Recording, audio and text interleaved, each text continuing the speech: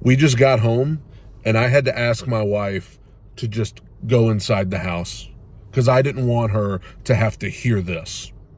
I didn't want my sweet wife to have to hear this. I just told her to go take care of the dog. I'll be in a little bit. Just let me stay behind because I didn't want her to have to hear this.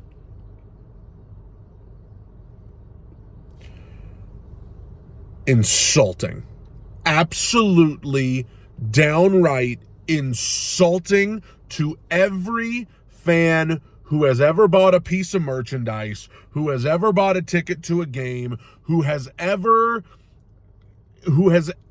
cleared their fall/winter schedule to sit down every week and watch this team play football. It is an absolute slap in the face what I just watched. Absolute slap in the face. You're going to lose at home to Mac Jones and the Jacksonville Jaguars, who most people viewed as the worst team in the league. Not anymore. There's a new worst team in town. And you're looking at them, the Tennessee Titans. Nobody is safe. Nobody is safe. I don't care who you feel obligated to defend. I don't care who you feel like you need to fall all over yourself to try to make sure nobody blames them for anything. My question to you would just be why?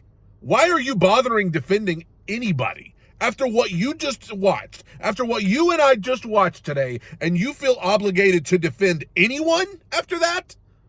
Coach Brian Callahan, the ice is about that thin that you're standing on, buddy. There are not many things, in my opinion, that you could have done that would have put the possibility on the table that you could be a one-and-done coach. But today was one of those things. Losing to the Jacksonville Jaguars at home the way you did today, that's one of the things I would have put on the table as if this happens, he might be one and done. Well, it happened, so the possibility is real. The possibility is real. I don't know how likely it is. I don't know, where we're going to stand at the end. But at this moment right now, it is as real of an option as it has been this entire time. It is as much an option as you staying right now. It's just as likely. This is a disaster. Nobody. Who do you want to defend? You want to defend Rand Carthon? I don't want to defend any of these people. Rand Carthon should be embarrassed. Brian Callahan should be humiliated. Amy Adams Strunk should be embarrassed. And listen, Will Levis, only Titans fans could watch a dude come out and throw for 160 yards against the Jaguars and then hail him as some sort of prince and be like, oh, the future has arrived. It's like, does any other fan base get this excited for mediocre quarterback play, or is it just us? I realize he'd been better for the last month, but he was not particularly good. I understand. Offensive line, play calling, receivers dropping passes. Yeah, we'll factor all of that in. But you miss a wide open guy on an easy touchdown that would have won us the game? I'm talking about the one where he missed Chigakonkwo wide open? You're going to pretend that's good enough?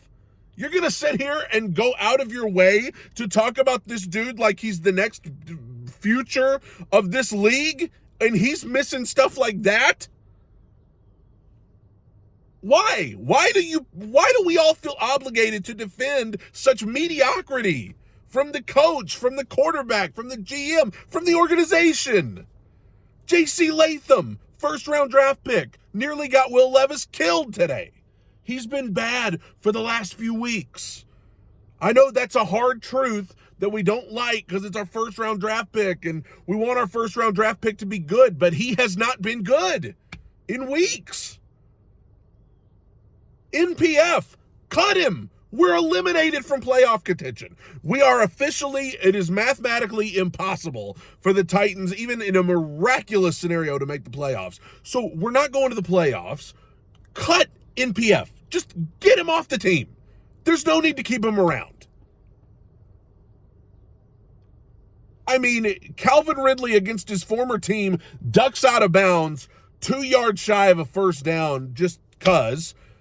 I mean, I literally am so disgusted with this team and this organization right now that I don't even have the words. 6 points against the Jacksonville Jaguars. And don't even try to jump in my comment section and talk to me about the rain, the weather. Give me a break. 6 points against the Jags. I got to get some air flowing in here.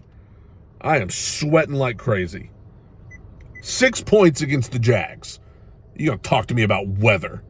You going to try and defend somebody after putting up 6 points against the Jags? And Brian Callahan's first thing out of his mouth at his post-game press conference, there were a lot of positives today. No, there weren't even 2 positives. Tony Pollard's probably the only guy that I feel like played well. There are no positives. What positives are you talking about? You just lost 10-6 to the Jaguars to be eliminated from playoff contention, and you're talking to me about positives? I mean, I don't even have the words, man. This is as bad as it gets. This is as bad as it gets. Now we have a whole month to go, 4 games left that are meaningless games. We're eliminated from playoff contention. Who could possibly care about these last 4 games?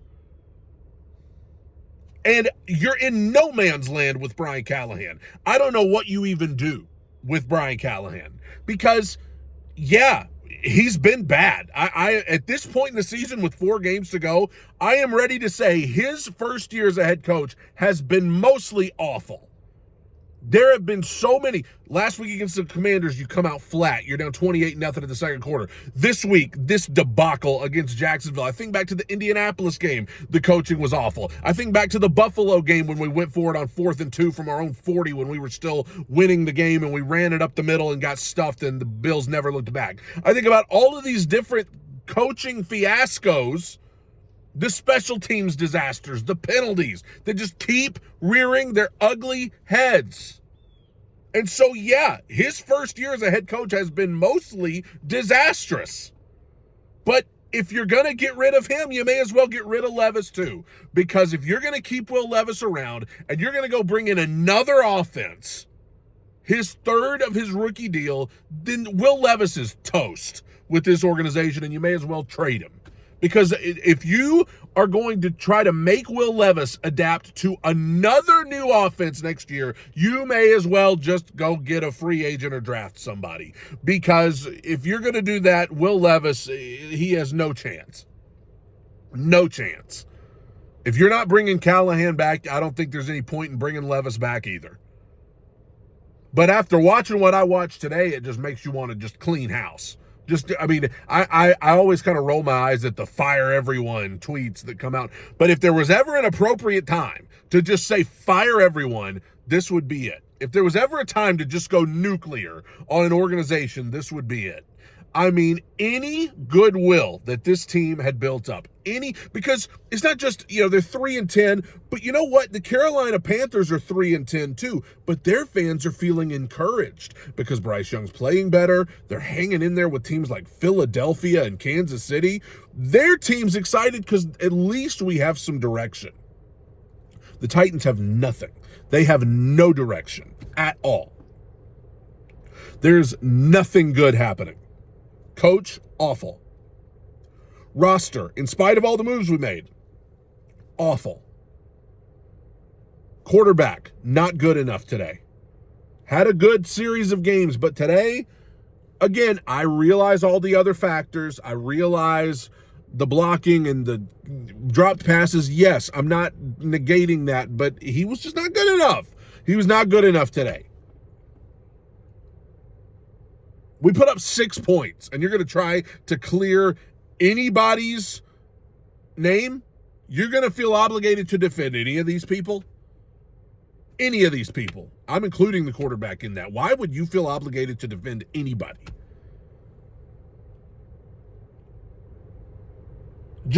absolutely humiliating disaster.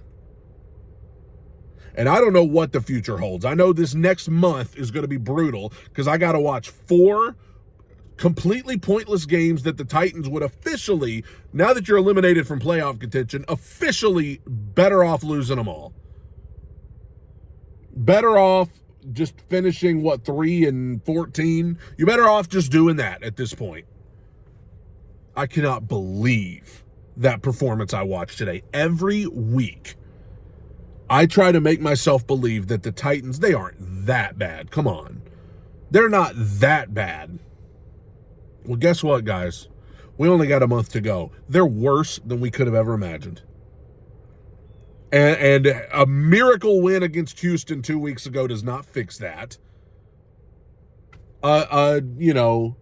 Any good thing that happens here and there, it's not the rule, it's the exception. It's just a random good luck thing that happens every now and again. Even a broken clock is right twice a day. But most of the things that happen regarding this team and organization are absolutely abysmal. And nobody is safe. And you shouldn't be defending one single person in this organization because none of them deserve it.